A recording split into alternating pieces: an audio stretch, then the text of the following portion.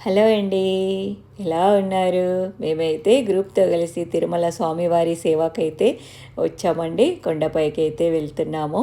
మీరెవరైనా సేవాకి రావాలనుకునే వారికి మాత్రం మీరెప్పుడైతే రావాలనుకుంటున్నారో దానికి 2 మంత్స్ ముందైతే బుక్ చేసుకోవాలండి.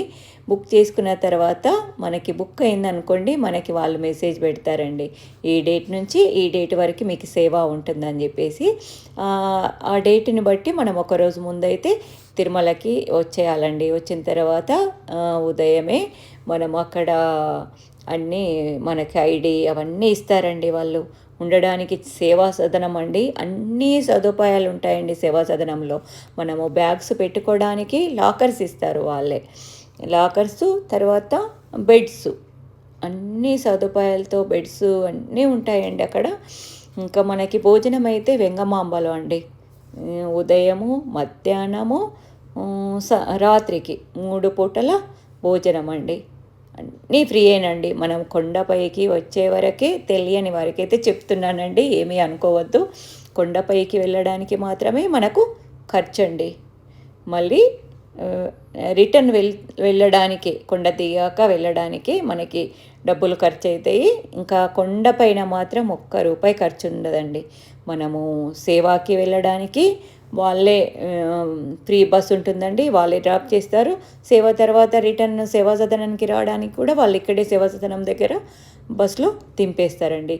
ఇంకా సాయంత్రము మాది సేవ అయిన తర్వాత ఇక్కడికి మాడవీధులలో స్వామివారిని ఊరేగింపు అలా ఉంటుందండి. మేమైతే ఇక్కడికి వచ్చాము.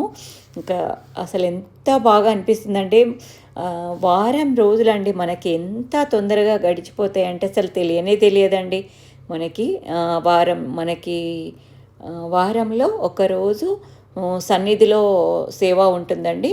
ఇంకా ఆ రోజైతే సన్నిధిలో సేవ అంటే ఎంత అదృష్టం అండి. స్వామివారిని కనులారా చూసుకుంటామండి అసలు. మనం ఎప్పుడొచ్చినా హడావిడిగా రావడం, వెళ్ళడం అలా ఉంటుంది కదా.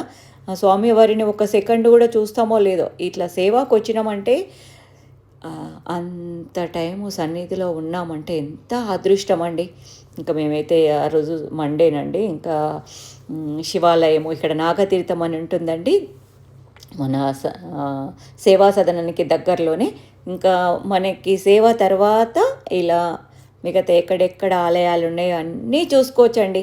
ఇంకా 8 డేస్ కదండి, ఎంత బాగా సేవ చేసుకోవడం, రావడము, మిగతా ఎక్కడెక్కడ తిరగదలుచుకున్న స్థలాలు ఎక్కడెక్కడ ఉన్నాయో అవన్నీ చూసుకోవడం అండి. ఎంత